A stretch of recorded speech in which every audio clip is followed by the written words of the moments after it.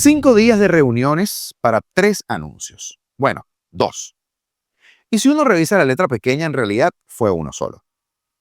¿Qué nos dejó esa primera ronda del salón de tareas dirigidas? Perdón, de la mesa de trabajo. Una señal positiva, sí, pero también una confirmación. Quienes aprendieron política de un secuestrador solo saben negociar como secuestradores.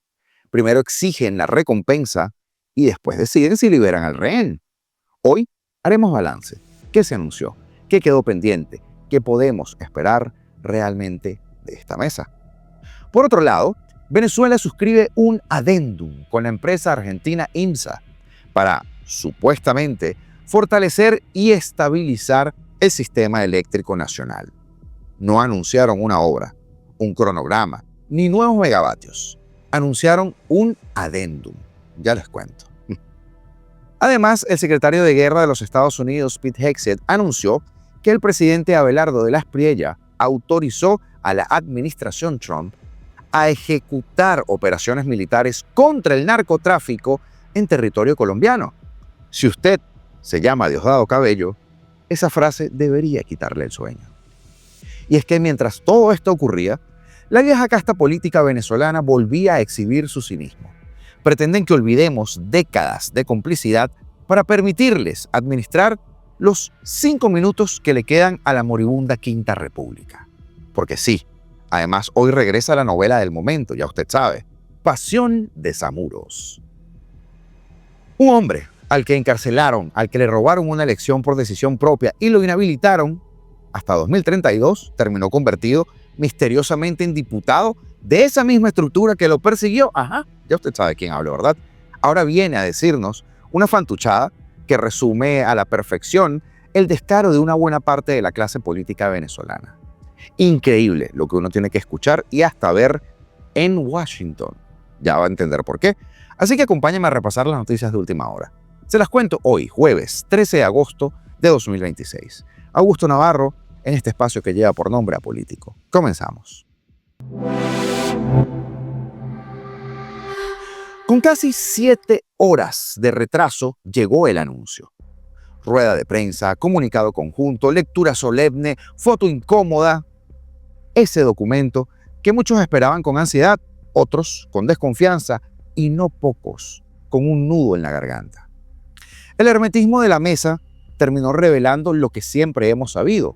Por la plata, baila el mono. Jorge Rodríguez fue por el oro. Dinora Figuera fue por aquello para lo que Washington en teoría la puso en esa silla, para el comienzo de ello. Renovar por completo el Tribunal Supremo de Justicia. No 2 nombres, no 3 vacantes, no una operación cosmética, no. Todos. Remover cada uno de esos juristas del horror que durante años fueron pieza clave de un sistema de persecución política, de sentencias fabricadas, inhabilitaciones, represión judicial, terrorismo de Estado. Y no lo digo yo. El deterioro del sistema judicial venezolano ha sido documentado hasta el cansancio por organismos internacionales, como por ejemplo la Comisión Interamericana de los Derechos Humanos de la OEA, que lo definió como terrorismo de Estado. La escena, bueno, hay que decirlo, tiene una ironía tremenda. Jorge Rodríguez termina allí, parado, frente a frente con Dinora Figuera, la misma mujer a la que durante años el chavismo insultó, descalificó, ridiculizó. La misma a la que llamaron ladrona de oro, fíjense ustedes. La misma a la que acusaban de presidir una asamblea nacional que no existía, de Narnia, pues, como ellos. La misma que mandaron a quedarse en España cuidando ancianos. La misma a la que amenazaron con quitarle la nacionalidad. Pues ahora, esa mujer es la contraparte legislativa reconocida por Estados Unidos junto con su grupo para sentarse en la mesa donde se discute el futuro institucional del país. Y es a la que le rogaron para que sean ellos los que terminan robándose el oro. Señores, lo de nuestro país será estudiado por décadas. Venezuela no te la pueden contar. Y eso que yo lo intento todos los días, no. Tienes que vivirla. El primer tema fue el oro. Se aprobó la metodología de funcionamiento de esta iniciativa y de las mesas técnicas. Para este ciclo se instalaron 2 mesas técnicas. A. Atención de la emergencia por el doble terremoto. B. fortalecimiento de la democracia, poder judicial y poder electoral. En atención a la magnitud de la tragedia ocasionada por el doble terremoto del pasado 24 de junio y en aras de continuar dando respuesta a las víctimas de estos sismos, se acuerda trabajar en el fortalecimiento de los programas de atención en vivienda, electricidad, salud y recolección de escombros. En este sentido, ambas partes concentrarán esfuerzos en promover la recuperación de los activos de Reserva Internacional de Venezuela en el Banco de Inglaterra, estableciendo mecanismos de transparencia, trazabilidad y auditoría en la utilización eficiente de los mismos para garantizar el bienestar de todos los afectados. En las bóvedas del Banco de Inglaterra hay 31 toneladas métricas de lingotes de oro que pertenecen a Venezuela. Su valor supera los 1.900 millones de dólares, aunque, bueno, eso en ese momento. Con el precio actual, seguramente la estimación es mucho más alta. Ese oro está congelado desde hace años porque Reino Unido no reconoce legitimidad en las autoridades que están hoy en Miraflores para que dispongan de él.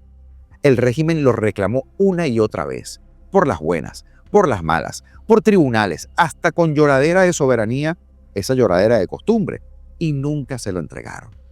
Pero ahora, el comunicado habla de promover la recuperación de esos activos con transparencia, eso sí, ¿no? Con trazabilidad y auditoría, para destinarlos a la vivienda, a la electricidad, a la salud y a la recolección de escombros tras el trágico doble terremoto del 24 de junio.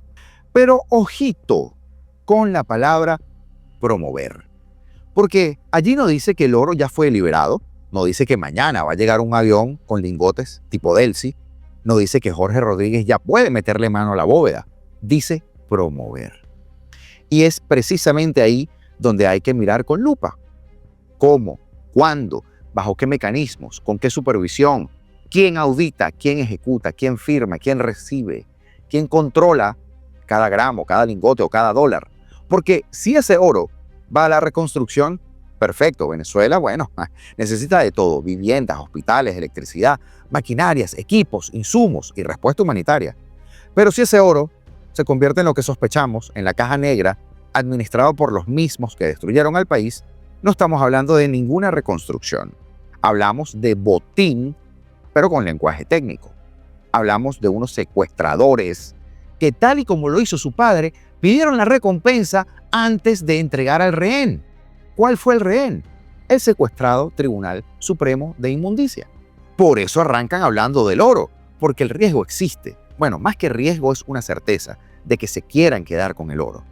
Por eso la confianza no puede ser un cheque en blanco, porque después te salen con una hoja de Excel a 2 columnas diciendo, ya usted sabe, ingresos 31 toneladas de oro, egresos 31 toneladas de oro, idem. Pero el segundo punto fue el TSJ, y aquí sí hay un cambio político importante. Segundo, iniciar un proceso que contribuya a la transformación del sistema de justicia enfocado en a. Reformas a la Ley Orgánica del Tribunal Supremo de Justicia y a otras leyes del sistema de justicia. B. Renovar y ampliar el Comité de Postulaciones Judiciales. C. Activar un nuevo proceso de postulación para la renovación y designación de todos los magistrados del Tribunal Supremo de Justicia. Conformar un consejo de revisión de credenciales y requisitos de los postulados y postuladas al Tribunal Supremo de Justicia para el cumplimiento de lo establecido en la Constitución, la ley y el baremo de evaluación. El cronograma de ejecución de los acuerdos comenzará este mes de agosto con los anuncios oficiales y acciones concretas bajo un mecanismo de trabajo continuo que asegure el cumplimiento estricto de cada compromiso. La renovación completa del Tribunal Supremo abre una puerta que el chavismo mantuvo cerrada durante años, décadas. Hablamos de tocar el aparato judicial que ellos mismos usaron como un arma de dominación. Porque el TSJ no fue un tribunal, era una oficina política con toga. Era el candado institucional del régimen. Fue un instrumento para anular a la Asamblea Nacional 2015, para perseguir opositores, para validar fraudes, proteger represores, bloquear candidaturas y convertir cada abuso en una sentencia. Si de verdad se remueve a todos los magistrados y se construye un nuevo tribunal con nombres decentes, independientes, con credenciales verificables, ese sería un logro, un gran logro de esta mesa. Un logro concreto, un paso real. Porque hay que decirlo, eso generaría mucha confianza en quienes exigimos resultados y no discursos. Pero confianza no significa ingenuidad. Ahora hay que vigilar todo el proceso. Los nombres, las credenciales, los vínculos, los pactos, las cuotas, las trampas, las reformas eternas, los operadores que estarán relacionados. Porque los juristas presentables que terminen siendo fichas de los mismos partidos o del régimen pueden estar allí. Y Venezuela no puede permitirse otro tribunal de inmundicia ahora convertido en un tribunal de conveniencia. El país necesita justicia independiente, no un repartito de sillas. Y entonces, ¿ganamos algo? Pues, digamos que sí, al 50%. Y es que el siguiente nivel tiene nombre y apellido y usted sabe cuál es: Consejo Nacional Electoral. Ya que renovar el TCJ puede abrir el camino, pero sin un CNE confiable, sin un cronograma presidencial, sin garantía, sin observación real, sin partidos habilitados, sin candidatos libres o sin el desmontaje de las inhabilitaciones, la transición se va a quedar a mitad de camino. El tribunal importa porque puede desatar nudos, pero el voto es donde se mide la soberanía popular. Pero ojito con el costo, porque ya vimos, para el TCJ hubo un botín. ¿Cuál será el botín para el CNE? Y es que dentro del montaje del Salón de Tareas Dirigidas también hubo otra curiosidad: la firma del documento. Un documento que entierra de facto a la Asamblea Chimba de 2020, la ilegítima, porque Jorge Rodríguez no firma como presidente de una institución, aunque sea inexistente. Firma como vocero del régimen, como representante del aparato que todavía conserva el poder, pero que ya no puede fingir que controla toda la legitimidad. Porque esa Asamblea de 2020 queda cada vez más reducida a un decorado. La de 2015, después de años de desgaste, exilio, críticas y contradicciones, reaparece con una llave prestada para mover los activos, para mover las instituciones y con el reconocimiento internacional. La vida política de Venezuela, que tiene esos giros crueles, porque algunos pasan años burlándose de la legitimidad y terminan pidiéndole una firma a esa asamblea. Y es que según el comunicado, se instalaron 2 mesas técnicas, se realizaron 5 sesiones de trabajo y 5 plenarias. Se aprobó una metodología y se anunció este mismo mes que comienzan las acciones concretas. Bien, pues que comiencen entonces. Porque no necesitamos otro campeonato nacional de mesas, ni de submesas, ni comisiones, grupos técnicos, hojas de ruta, cronogramas tentativos, comunicados con palabras bonitas, mientras que siga habiendo presos políticos tras las rejas. Porque las víctimas siguen esperando justicia. Una transición no puede convertirse en una sucesión de dilaciones que le regale tiempo al régimen, porque el tiempo es el único recurso que ellos todavía saben administrar con precisión. Lo usan para desgastar, para dividir, para confundir, para enfriar la calle, para mover piezas, para reciclar los nombrecitos de siempre y crear la sensación de que algo avanza mientras que lo esencial sigue detenido.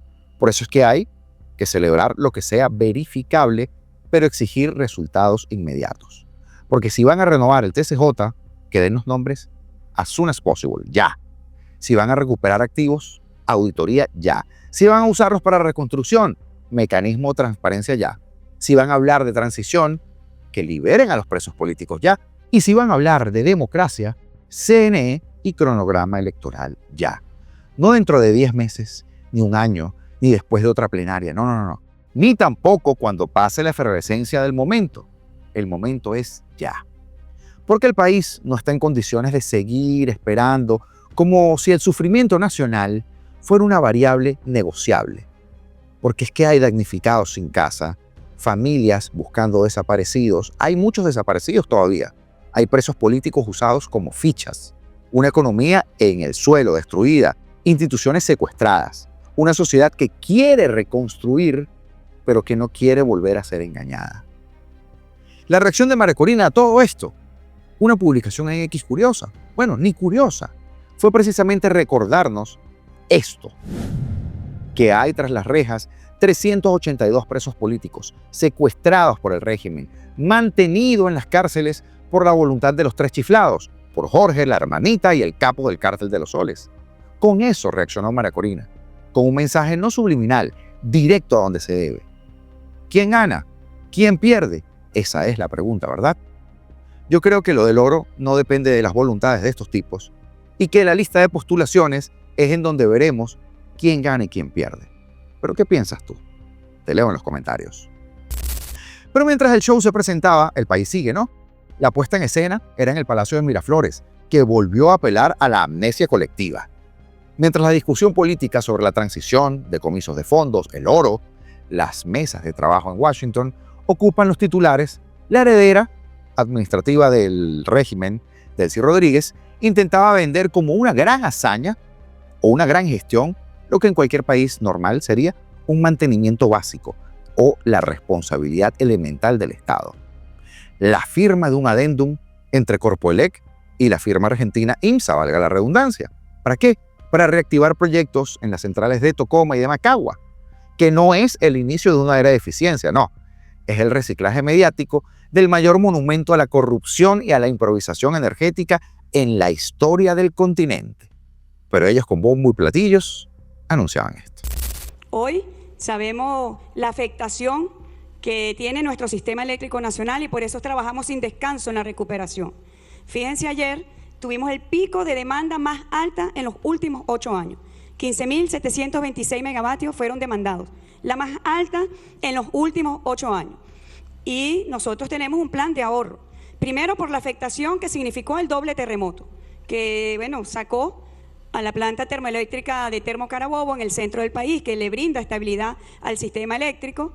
Se perdieron 600 megavatios y hemos venido trabajando, ya hemos recuperado el 50% de esos 600 megavatios. En los próximos días y semanas vamos a seguir recuperando, trabajando en la recuperación de las líneas de transmisión que se cayeron con el doble terremoto, pero esta firma significa ya nuestra visión a mediano y a largo plazo, que es la incorporación de más megavatios al sistema eléctrico nacional, más estabilidad al sistema eléctrico nacional y el aporte en el equilibrio del desarrollo nacional.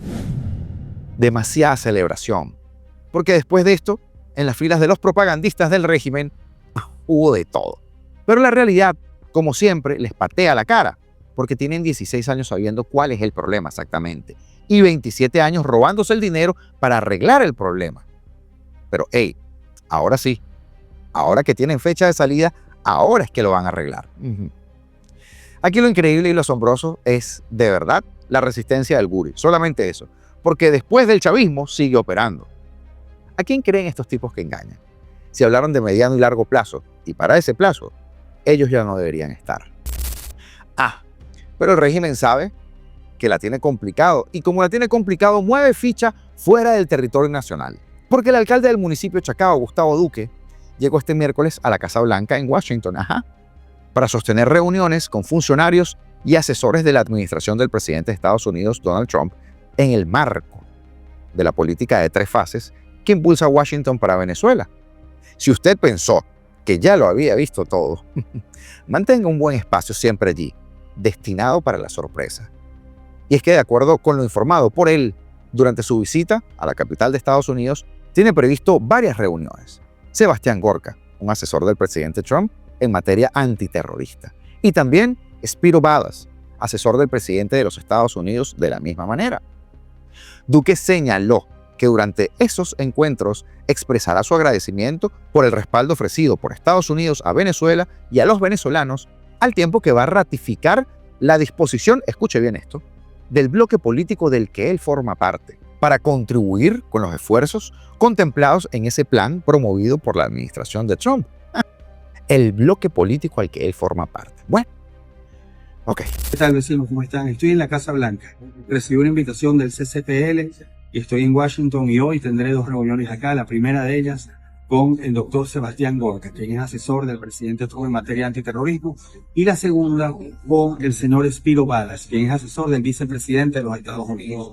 A ambos, el primero, les agradeceré todo el esfuerzo que se ha hecho para que Venezuela salga adelante.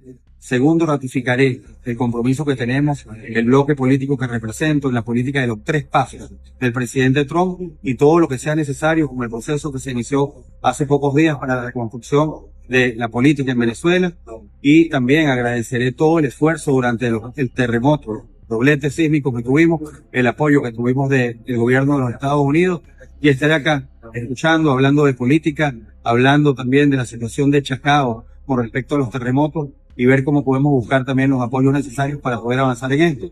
En fin, les mantendré informados. Gracias a todos por estar pendientes y gracias a quienes nos invitaron. Y claro, a que no adivina qué. No pasaron horas, solamente minutos desde que ese video saliera al aire, a la luz pública, para que algún indigente intelectual saliera a creer que esto lo hacía candidato presidencial. Créame que lo leí, porque la orfandad política de algunos ya peca en deficiencia cognitiva. Ahora, aprovechando que el tren viene pasando por la estación falsa oposición, ahora le traigo un nuevo capítulo de esta novela favorita de las mañanas. A la gente le está gustando la cosa. Pasión de Zamuros. Yo no le voy a hacer la intro para no arruinarle la sorpresa. Algo dije en el intro, algo dije al inicio del programa, pero por favor, escuche con atención porque seremos libres en el momento en que sujetos como este y como el anterior no existan más en la vida política de Venezuela. La cantidad de barbaridades que uno se ha enterado después del 3 de enero, de las cosas que hacía Maduro, te digo, había muchas que yo no las conocía. De violaciones de derechos humanos, gente mandada a poner presa por cualquier cosa, la cantidad de procesados judiciales, la cantidad de... Lo peor de todo fue que no que debían tomar medidas, no las tomaron. La cantidad, fueron cómplices. Lo metieron preso durante 4 meses en el helicoide. Yo fui para allá, por cierto. En 2013 le robaron las elecciones.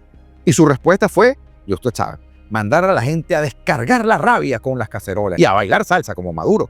En 2017, la Contraloría lo inhabilita para ejercer cargos públicos durante 15 años, es decir, hasta 2032.